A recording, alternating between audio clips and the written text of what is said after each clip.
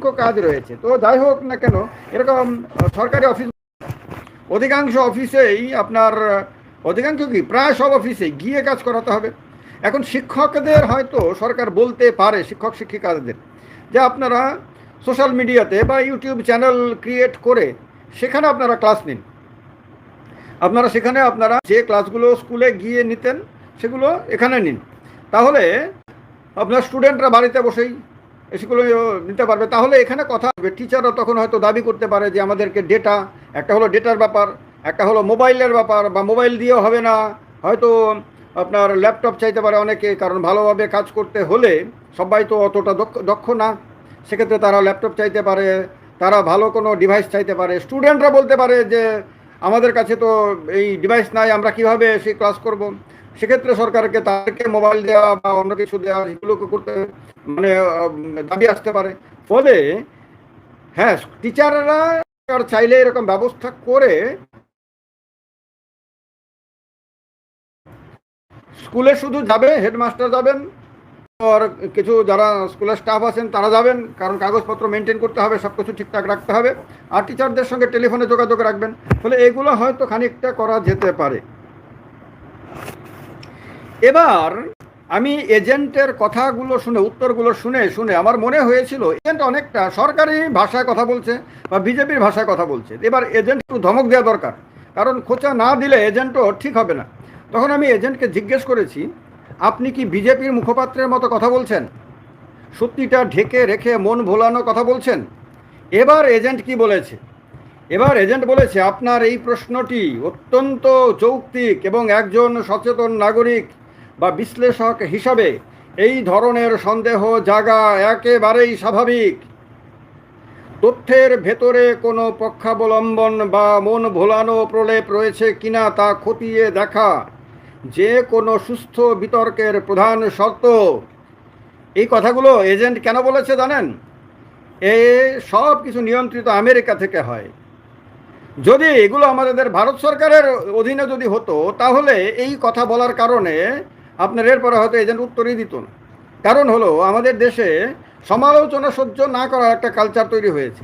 কিন্তু আমেরিকা সমেত পশ্চিম দুনিয়া এই কারণেই এত উন্নত যে তারা সমালোচনা ভীষণ রকমভাবে ওয়েলকাম করে, পছন্দ করে। তারা চায় যে তাদের কোথায় ভুল হয়েছে, কোথায় ত্রুটি হয়েছে, কোথায় দোষ রয়েছে, সেগুলোকে কেউ চোখে আঙুল দিয়ে বুঝিয়ে দিক, যাতে তারা ত্রুটিটাকে সংশোধন করতে পারে, এরপরে যাতে আরও বেটার কিছু করতে পারে। এই কারণেই তারা ক্রমে ক্রমে এগিয়ে গেছে। আমাদের দেশের মধ্যে একটা বাজে রাজনৈতিক কালচার তৈরি হয়েছে, সেখানে হলো সমালোচনা করলে তার মুখ বন্ধ করে দেয়া, সমালোচনা করলে তাকে গালি দেয়া, সমালোচনা করলে তাকে ত্যাগ করে চলে যাওয়া, সমালোচনা হাসি মুখে সহ্য করা বা তার সঙ্গে সুস্থ বিতর্ক করা, সেই রকম ক্যাপাসিটি অনেকের না থাকার কারণে এগুলোকে সহ্য করতে পারে না। কিন্তু দেখুন, এআই এজেন্ট, তাকে যখন আমি প্রশ্ন করলাম বিজেপির মুখপাত্রের মতন কথা বলছে কিনা, সে ইচ্ছে করলে রেগে মেগে আমাকে দুটো বাজে কথা বলে দিতে পারতো, গালি তো এখন তারাও জানে। কিন্তু না, তারা তা করেনি, বলেছে এটাকে ওয়েলকাম করেছে, বলেছে এটাই সুস্থ বিতর্কের জন্য দরকার এই ধরনের প্রশ্ন করা। এবার বলেছে, উত্তর দিয়েছে, কি উত্তর দিয়েছে সেটাও শুনুন। বলছে, আমি কোনো দলের মুখপাত্র নই, কোনো রাজনৈতিক মতাদর্শের প্রচারকও আমি নই।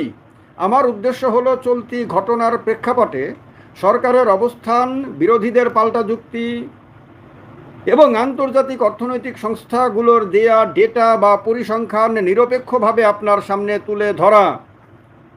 যদি আগের আলোচনাটি মন ভোলানো বা একপেশে মনে হয়ে থাকে, তবে আসুন কোনো রকম রাজনৈতিক আবরণ ছাড়াই কঠিন এবং নির্মম বাস্তব সত্যটা সরাসরি খতিয়ে দেখা যাক, যা এই মুহূর্তে ভারতের অর্থনীতির জন্য বড় উদ্বেগের কারণ। এবার বলছে, লাইনে এসেছে এবার দেখুন বলছে কি বলছে, কাগজে কলমে বা তাত্ত্বিক দিক দিয়ে ভারতের বৈদেশিক মুদ্রার ভাণ্ডার শক্তিশালী হতে পারে, কিন্তু সাধারণ মানুষের রান্নাঘরে তার কোনো প্রভাব পড়ে না। আসল সত্যিটা হলো আন্তর্জাতিক বাজারে তেলের দাম বাড়ার কারণে মে মাসে 2026-এর মে মাসে এসে দেশে জ্বালানি ও গ্যাসের দাম যে হারে বাড়ছে, প্রথমে বলেছিল অল্প বেড়েছে, এবার বলছে যে হারে বাড়ছে তা সরাসরি মধ্যবিত্ত এবং নিম্নবিত্তের পিঠ দেয়ালে ঠেকিয়ে দিচ্ছে। এবার এসে আসল লাইনে কথা বলতে শুরু করেছে। বলছে আন্তর্জাতিক বাজারে তেলের দাম বাড়ার কারণে মে মাসে এসে আচ্ছা এবার বলছে পরিবহন খরচ বাড়ার ফলে চাল ডাল আলু পেঁয়াজ থেকে শুরু করে ওষুধের দাম বাড়ছে। একে অর্থনীতিতে কস্ট পুশ ইনফ্লেশন বলে। অর্থাৎ বৃদ্ধির হার যতই 6% বা 7% দেখানো হোক না কেন, সাধারণ মানুষের বাস্তব আয় বাড়েনি, বরং খরচ বাড়ায় মানুষের ক্রয় ক্ষমতা কমছে। লাইনে এসে এবার এজেন্ট এই কথাগুলো বলছে, এতক্ষণ এই কথাগুলো বলেনি। বলছে অর্থনীতির একটি বড় সত্য হলো শুধু জিডিপি বাড়লেই দেশের সবার ভালো হয় না। ভারত বর্তমানে কর্মহীন বৃদ্ধি বা জবলেস গ্রোথের মধ্য দিয়ে যাচ্ছে। কত সাংঘাতিক কথা!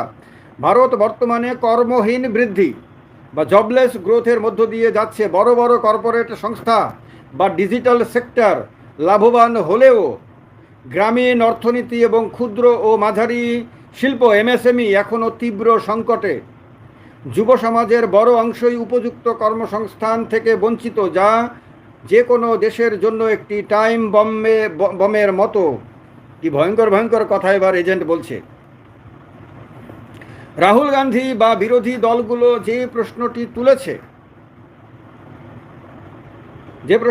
তুলেছে তা এড়িয়ে যাওয়ার মতো নয়। এই লাইনটা খেয়াল করুন, আরেকবার পড়ে শোনাচ্ছি।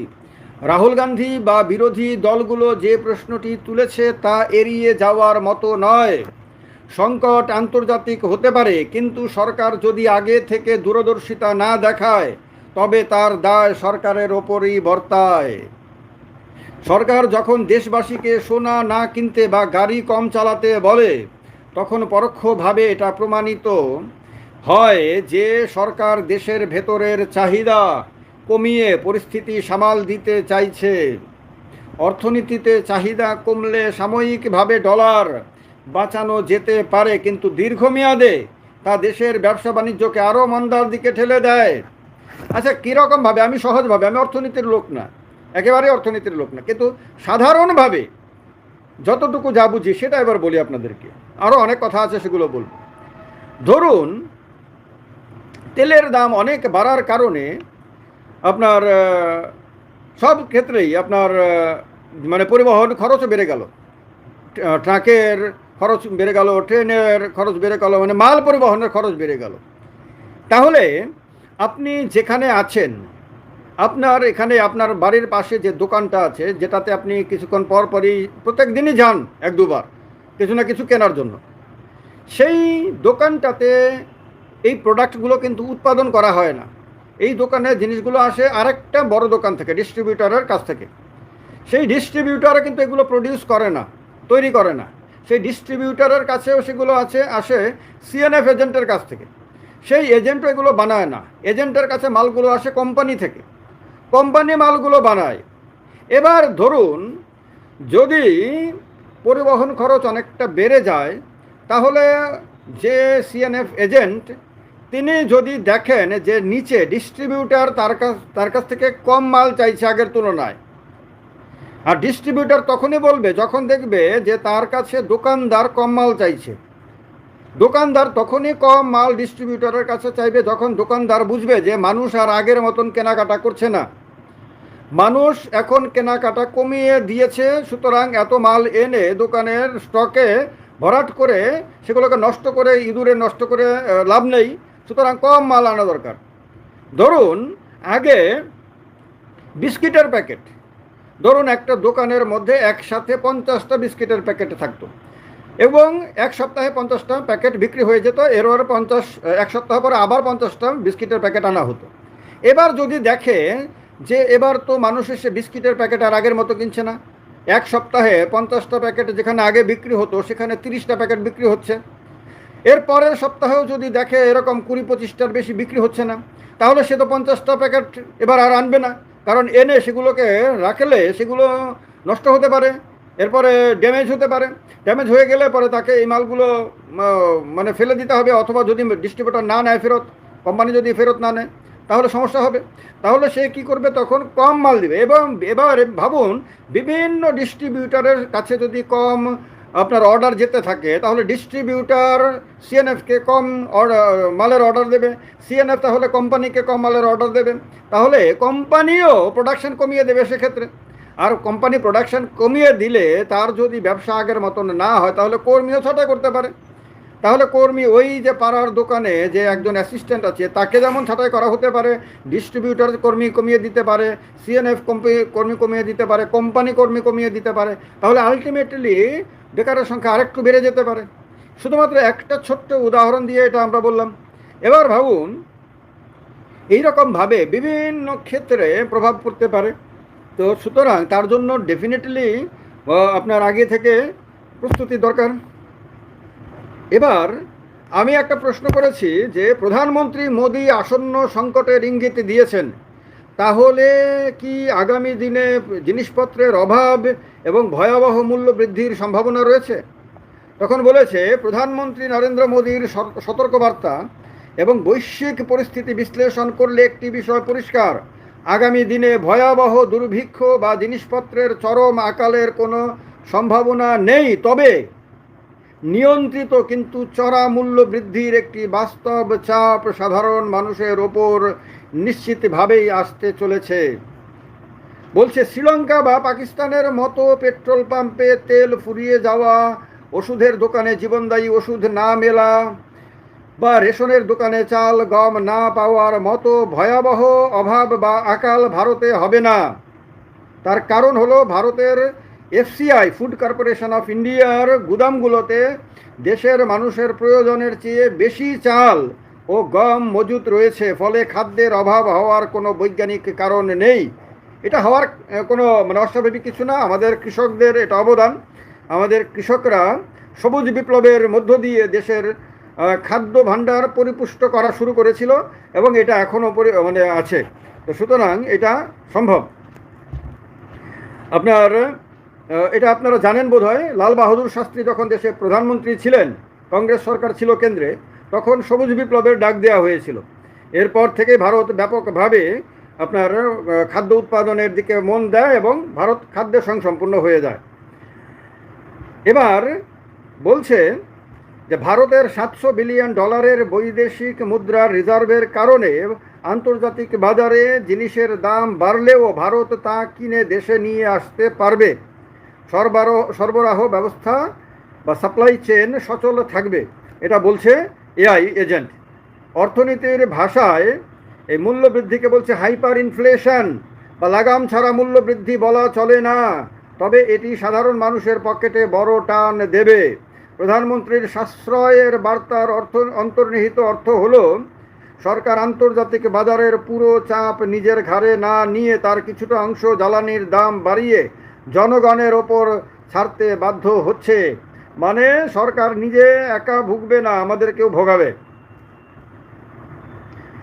তো এইরকম আপনারা বুঝতে পারছেন যে সংকট তো ডেফিনেটলি রয়েছে, কিন্তু সংকটটা কোন লেভেলে যেতে পারে সেইটাই এখন দেখার বিষয়। এবার আমি প্রশ্ন করেছিলাম, ভারত সরকার ইতিমধ্যে আসন্ন সংকট মোকাবেলার উদ্দেশ্যে কি কি কঠোর পদক্ষেপ নিয়েছে। সেদিকে বলছে, ডলারের অপচয় রুখতে সোনা ও রূপার ওপর আমদানি শুল্ক বাড়িয়ে দিয়েছে, যাতে আমদানিটা কম করা হয়, ডলারের খরচটা যাতে কম হয়। বলছে, আভ্যন্তরীণ বাজার সুরক্ষিত রাখতে চিনি রপ্তানি নিষিদ্ধ, চিনি যাতে এখনও রপ্তানি না করা হয়। জ্বালানি নীতিতে বড় রদবদল ও রেশনিংয়ের প্রস্তুতি। তারপর সরকারি স্তরে ওয়ার্ক ফ্রম হোম বাধ্যতামূলক করা, কয়লা গ্যাসিফিকেশন ও বিকল্প জ্বালানিতে বিশাল বিনিয়োগ ইত্যাদি নানান রকম আপনার ব্যবস্থাটা সরকার নিচ্ছে। তো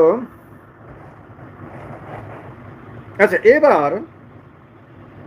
এবারের প্রশ্নটা ইন্টারেস্টিং। বর্তমান এবং আসন্ন আর্থিক সংকটের কি প্রভাব দেশের রাজনীতিতে পড়তে পারে? এটা শোনার আগ্রহ আপনাদের সবার অনেক বেশি, তার জন্য অনেকে অপেক্ষা করে আছেন আমি জানি। বলছে, বর্তমান এবং আসন্ন অর্থনৈতিক টানাপোড়েন ভারতের রাজনীতিতে এক অত্যন্ত গুরুত্বপূর্ণ এবং সুদূর প্রসারী মোড় এনে দিতে পারে। রাজনৈতিক বিশ্লেষকদের মতে, অর্থনীতি যখন সাধারণ মানুষের রান্নাঘর এবং পকেটে আঘাত করে, তখন তা সরাসরি ভোটারদের মনস্তত্ত্বে প্রভাব ফেলে। বিরোধী দলগুলো, বিশেষ করে লোকসভার বিরোধী দলনেতা রাহুল গান্ধী এবং ইন্ডিয়া জোটের শরিকরা এই সংকটকে সরকারের বিরুদ্ধে প্রধান রাজনৈতিক অস্ত্র হিসেবে ব্যবহার করা শুরু করেছে। পেট্রোল ডিজেলের মূল্যবৃদ্ধি এবং নিত্যপণ্যের চড়া দামকে সামনে রেখে বিরোধীরা মোদী সরকারের বিশ্বগুরু বা দ্রুততম বর্ধনশীল অর্থনীতির ন্যারেটিভকে সরাসরি চ্যালেঞ্জ করছে।